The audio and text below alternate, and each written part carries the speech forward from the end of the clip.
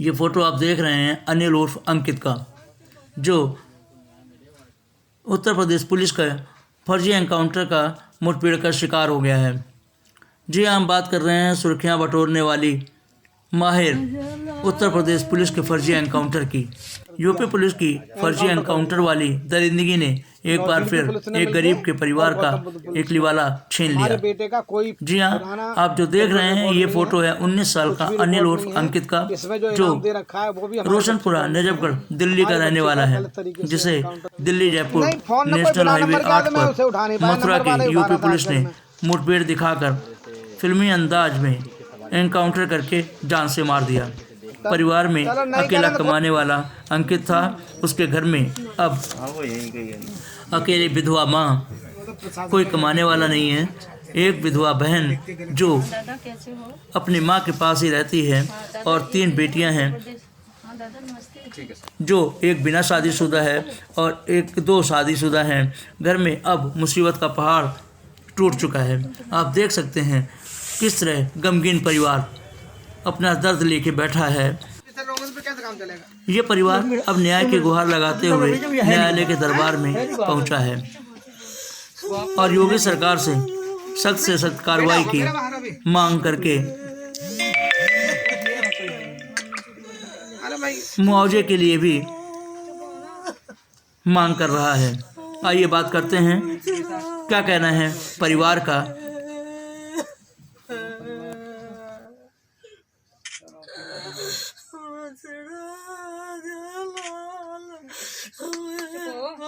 अरे ऐसे नहीं बात चलेगी ना भाई, इस तरह तो। नाम बताओ उसको। अनिल। क्या हुआ आपके बच्चे को? बहन के यहाँ गया था। बहन के यहाँ बुकिन मिली थी। बुकिन लेके पुरानी दिल्ली गया था स्टेशन पर। वहाँ से छोड़ के वापिस आ रहा था। दोनों फुल टैक्स पार कर लिए थे, पर बीच में से गायब हो गया। तो मैं थाने में गई, थाने में कोई रिपोर्ट ही नहीं ली। 100 नंबर फ़ोन किया तो 100 नंबर वाले ने कोई सुनाई नहीं करी। फिर मैं घर बैठ गई, रोती रही कि मेरा लड़का अभी तक नहीं आया, कहाँ गया। तो फिर सुबह देखूंगी। फिर सुबह क्या हुआ ये बताइए। सुबह पेपर आया, सुबह काउंटर दिखा दिया। तो क्या काम करता था? वो टैक्सी नंबर गाड़ी चलाता था। इनके साथ में कोई उसका बैकग्राउंड, क्या क्रिमिनल कोई आपराधिक रिकॉर्ड रहा है कभी? कोई किसी छोटी कुछ नहीं। ये गए थे ये गुड़गांव वाले थाने के, तो नहीं पता। तो क्या कहा पुलिस ने, क्या कहा? ये बोले कि यहाँ वहाँ से जो बुकिंग उठाई है वहीं जाओ। तो फिर आप वहाँ गई? वहाँ पर उसके बहनोई कर रहे थे, वहाँ भी रिपोर्ट नहीं ली कहीं। अखबार पढ़ के आपको पता चला? हाँ, था कि अखबार देख के पता चला था। तो फिर आप गए वहाँ उस थाने में? हाँ गए थे। पुलिस आई थी। अच्छा, पुलिस आई थी। घर पे आई थी पुलिस आई थी। 2 पुलिस, क्या 2 दिल्ली के थे हाँ।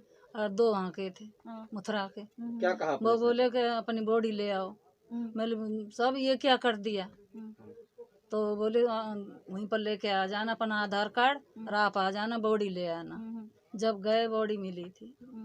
पुलिस ने आपको क्या बताया कि क्यों एनकाउंटर किया आपके बेटे का, ये बताइए। ये नहीं बताया। ये नहीं बताया? आपने पूछा उनसे? ना, मैंने पूछा तो भैया कैसे क्या हो गया सर, क्या किस बात काउंटर कर दिया इसका? तो आ जाना वहीं पर अपनी बॉडी वोडी ले आना, ऐसे बोला था। अच्छा। उसके बाद कोई डॉक्यूमेंट वगैरह दिया आपको जो उनके पास से बरामद हुआ था? कुछ दिया? पर्चा दिया था। पर्चा दिया था? अच्छा, ये बताइए पेपर में जो उन्होंने छपवाया है कि हमने उसको पकड़ने जा रहे थे, सूचना मिली थी जिसके कारण से आपके बेटे का एनकाउंटर हुआ है। कोई क्रिमिनल, कोई नाम यही पेपर में आया था। अमित नाम का बताया था। अमित का नाम इसमें दे रखा था। हमने तो वो पढ़वा के देखा था, अमित तो मेरा है ही नहीं, मेरा तो अनिल है, अंकित है। अमित के नाम से एनकाउंटर किया गया। लेकिन बेटा आपका है? हाँ, बेटा मेरा। बेटे का नाम अनिल है? अनिल अंकित। तो अभी क्या चाहती हैं, क्या मांग कर रही हैं आप? होगी समय ये कहना चाहती हूँ, मेरा कोई इंसाफ चाहिए। जो भी लोगों ने मेरे बच्चे को मारा है ना, उनको बड़ी सजा मिलनी चाहिए। तो आपके हस्बैंड है? नहीं है। तो घर में इकलौता था कमाने वाला? मेरा बेटा एक ही था। कितनी बहनें हैं? 4 बहनें। चारों बहनों से छोटा बच्चा है मेरा। 4 से छोटा था। कितनी उम्र थी? 19 साल का था। तो अभी बेटियों की शादी कर दी? तीन बेटियों की शादी कर दी, अभी एक बेटी कुंवारी है। किसको मोदी जी से या योगी जी से क्या आप रिक्वेस्ट करना चाहते हैं? मैं तो यही रिक्वेस्ट करना चाहती हूँ कि उनको सज़ा मिलनी चाहिए। जो उन्होंने गलती की है ना, वो बहुत बड़ी गलती की है। उन्हें सज़ा हर हाल में मिलनी चाहिए। तो आपको पता है कि मतलब आपका जो भाई है सिर्फ गाड़ी चलाता था और कोई बैकग्राउंड खराब नहीं था? नहीं, कोई बैकग्राउंड खराब कितना नहीं पढ़ा था। हुआ? कुछ तो आपको मीडिया से पता चला, दूसरा नहीं, और? वैसे अखबार से पता लगा था अच्छा। सुबह मॉर्निंग में। हाँ। तो उस टाइम मम्मी भी घबरा गई थी, मेरी सिस्टर भी घबरा गई थी उस टाइम। फिर क्या सब में ही हो गया था कि ऐसा हो गया, अंकित के साथ तो आपको ऐसा हो यकीन गया। हुआ कि वो ऐसा हो सकता था, क्योंकि वो तो सीधा साधा लड़का था? हमें विश्वास नहीं हुआ था कि ये हमारा भाई है। हाँ। हमें नहीं विश्वास हुआ था। अच्छा। जब हम जाके वहाँ पे देख के भी आए, हाँ। अच्छे से वीडियो देखी, तो क्या हालत क्या थी बॉडी की? हालत ऐसी थी कि कोई अपने दुश्मन की भी नहीं करता है, ऐसी हालत कर रखी थी काट पीट के उसकी। ये समझ लो 2 दांत भी तोड़ रखे थे उसके वहीं पे। जब मैंने देखा ना तो मुझे भी झटका लगा। पास जाके जब मैं बाली डाल के आई ना उसके मुंह में, तब भी मैंने देखा। लास्ट टाइम तभी देखा था मैंने उसको। मुझे यही शक है कि उसे क्या पता मारा हो, पहले मारा है, फिर बाद में हाँ बहुत मारा है उसे, पहले टॉर्चर किया है? टॉर्चर किया है। तो उसके 2 दांत टूट गए, 2 दांत ये वाले सामने वाले 2 दांत तोड़ रखे थे उसके। और बॉडी की ऐसी हालत कर रखी थी कि बिल्कुल ही काट रखी थी, घर पे लाने के लायक ही नहीं छोड़ रखी थी उसे। बस इतना चेहरा दिखाया। और इतना तो मैंने वैसे देखने में दिख ही गया था मुझे, इतना दिख ही गया था जब वो चैन खोली उस टाइम। मर्डर ही किया है उसका, एक तरीके का मर्डर किया है। आपने बचाव हाँ, मर्डर किया है। ये झूठी जो फैला रखी है ना, इससे कितनी बदनामी हुई है उसकी। पहले जो जिस लड़के का एनकाउंटर हुआ है उसका नाम अनिल कुमार एलियास अंकित है, लेकिन पुलिस ने पेपर के माध्यम से उसे अमित समझ करके इस लड़के का एनकाउंटर किया है, जो गलत है। ये सारे कागजात लेकर के अनिल की मम्मी हमारे पास चैम्बर में आई न्याय मांग करने के लिए कि हमें न्याय मिलना चाहिए। तो हमने उससे संबंधित सारी कार्रवाई की और पता करने पर यह मालूम पड़ा हमें, हम लोग यहाँ से अलीगढ़ भी गए, मथुरा भी गए, नौझील बाजने भी गए, और जो रिकॉर्ड इन्होंने प्रेस में दे रखा है कि उसके ऊपर इनाम था, कहीं 1 लाख रुपए का, कहीं 50,000 रुपये का, किसी भी थाने में कोई रिकॉर्ड इस नाम के व्यक्ति पर उसका नहीं निकला। ये लड़का बिल्कुल निर्दोष है। इसका कोई प्रीवियस रिकॉर्ड भी हमने चेक किया, उसमें भी कहीं इसके खिलाफ कोई भी छोटे से छोटा मुकदमा दर्ज नहीं है। और बड़ा कॉर्डियल, बड़े स्वीट रिलेशन वाला लड़का था ये। और कहानी जो सामने आई है, अनिल जो है अपने बहनोई के पास धारूहेड़ा गया मिलने के लिए। ये ड्राइवरी करके अपनी गुजर बसर करता है परिवार की। वहीं पर इनको एक बुकिंग मिली दिल्ली आने के लिए, धारूहेड़ा से इनके बहनोई के यहाँ पर। तो इसने 26 तारीख को वहाँ से बुकिंग उठाई सुबह, और सवारी को पुरानी दिल्ली स्टेशन छोड़ करके जब वापस हो रहा था तो रास्ते में से उसके लिए हाईजैक कर लिया गया। ये निश्चित नहीं हो पा रहा कि हाईजैक कहाँ से किया, लेकिन जितने भी हमारे जो बीच में टोल प्लाजा जो पड़ते हैं वहाँ से उनकी एंट्री आने और जाने की है, लेकिन उसके लिए बीच में कहाँ से उस हाईजैक किया इस पुलिस ने वो कहीं क्लियर नहीं हो पा रहा। नौझील बाजने की पुलिस और गौतम बुद्ध नगर की पुलिस, दोनों थानों की पुलिस ने मिलकर के इस बच्चे का गलत तरीके से एनकाउंटर किया है। और जिसमें उन्होंने नाम दे रखा है, मैं उनके नाम बताऊं आपके लिए। एक मिस्टर हमारे लोकेश भाटी जी हैं, जो एसओ हैं नौझील बाजने के, जो टीम में शामिल थे। एक ब्रह्म प्रकाश शर्मा हैं, वो भी टीम में शामिल थे। ये गौतम बुद्ध नगर के STF डिपार्टमेंट के आदमी हैं। और SI चमन कुमार शर्मा, ये भी टीम में शामिल थे। संदीप कुमार हैं, ये भी इनके शामिल थे। ब्रजेश कुमार, अवनीश कुमार, मनोज कुमार और गौरव, सभी की इस टीम ने एक राय मशवरा होकर के इस बच्चे का एनकाउंटर किया है, जो गलत है। हम इस गलत एनकाउंटर के खिलाफ पूरी लड़ाई कानूनी क्षेत्र में, पब्लिक के क्षेत्र में लड़ेंगे और इस परिवार के लिए पूरा न्याय दिलाएंगे। और मोदी सरकार व योगी सरकार जी से हमारी विनती है, रिक्वेस्ट है कि परिवार की पूरी सेफ्टी सिक्योरिटी की जाए, इनके लिए आर्थिक मदद भी की जाए। इनके परिवार में कोई कमाने वाला नहीं है। शीला जी विधवा हैं, 4 बेटी हैं, 4 में एक बेटी विधवा है, 2 की शादी हो रखी है और एक बेटी अभी अनमैरिड है।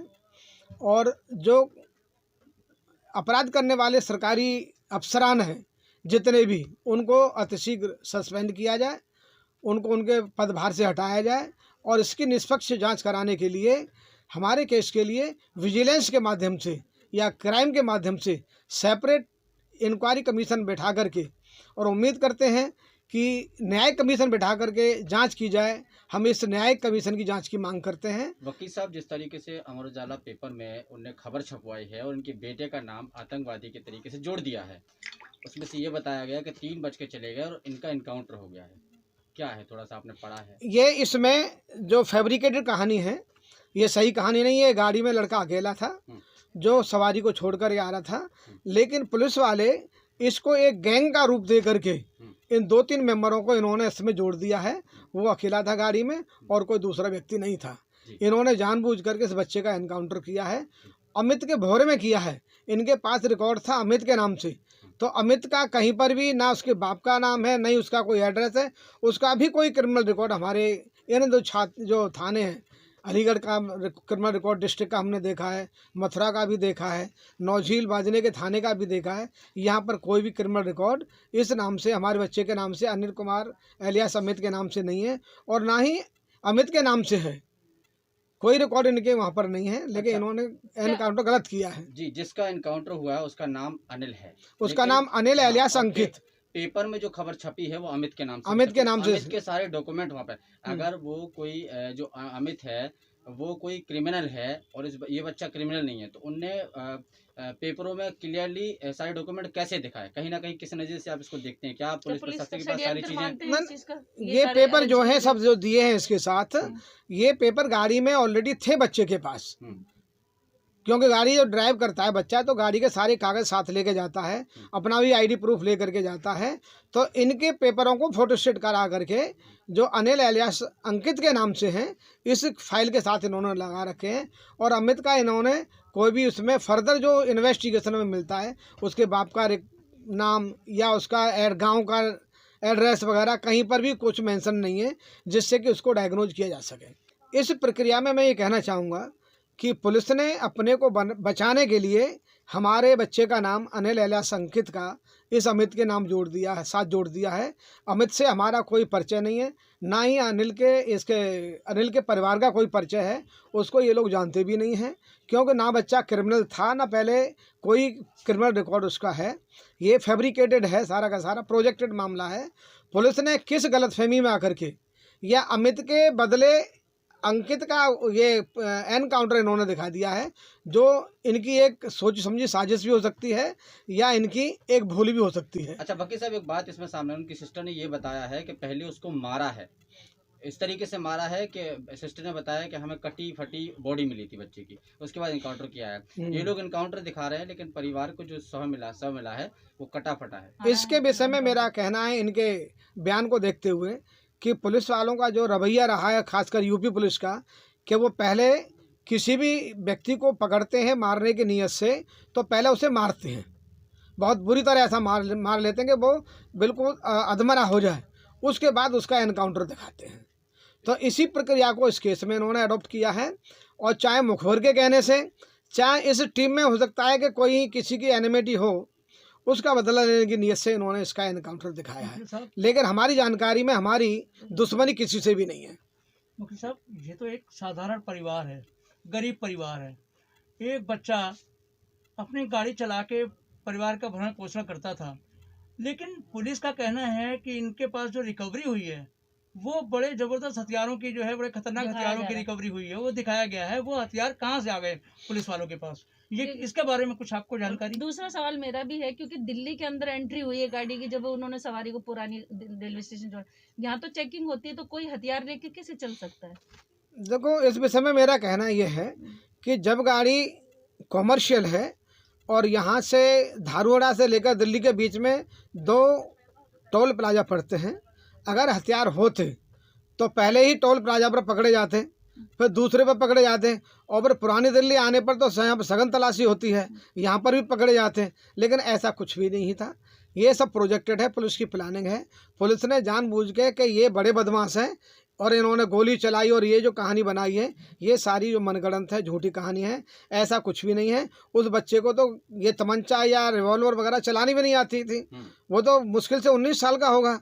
अपने परिवार को पालने के लिए उसने ये लाइसेंस बनवा करके कॉमर्शियल और गाड़ी चला करके परिवार के भरण पोषण के लिए कमाने के जरिया बनाया था। लेकिन पुलिस ने मिल करके या पुलिस ने अपनी गलती से इस बच्चे का एनकाउंटर किया है, जो इस परिवार का कमाने का एक अकेला साधन मात्र था, वो भी छीन लिया है। अब इस परिवार के सामने अपने जीवन को जीने के लिए, खाना वाना अपने गुजर बसर करने के लिए, इन बच्ची हैं, बेटी हैं, सिस्टर हैं, इनकी शादी वादी करने के लिए, इनका पालन पोषण करने के लिए भी कोई साधन इनके पास नहीं बचा है। इस लड़ाई को आप कहाँ तक ले जाएंगे? इस केस को हम सब जब तक इनको न्याय नहीं मिलेगा तो हम लड़ते रहेंगे, चाहे हमें प्रशासन से लड़ना पड़े और चाहे न्याय प्रक्रिया से लड़ना पड़े। सुप्रीम कोर्ट तक इस केस को हम ले जाएंगे। देखिए, मैंने पहले कहा कि दिल्ली से वापसी जब कर रहा था वो लड़का, तो उसको बीच से हाईजैक किया। इसका मतलब हाईजैक का मतलब कि पुलिस की गाड़ी दाएं बाएं लगा के और उसे गाइडेंस किया कि इस रोड पर ले जा, अपनी गाड़ी को चला आगे। तो गाड़ी को चलवाते हुए जबरदस्ती जैसे हाईजैक कर लेते हैं, जैसे प्लेन को हाईजैक किया था, इसी तरह से उसकी गाड़ी को हाईजैक करके ये लोग नौजील बाजनी की तरफ ले गए और वहाँ पर उस एरिया में ले जा करके इनका एनकाउंटर दिखाया, जो एक फर्जी एनकाउंटर है।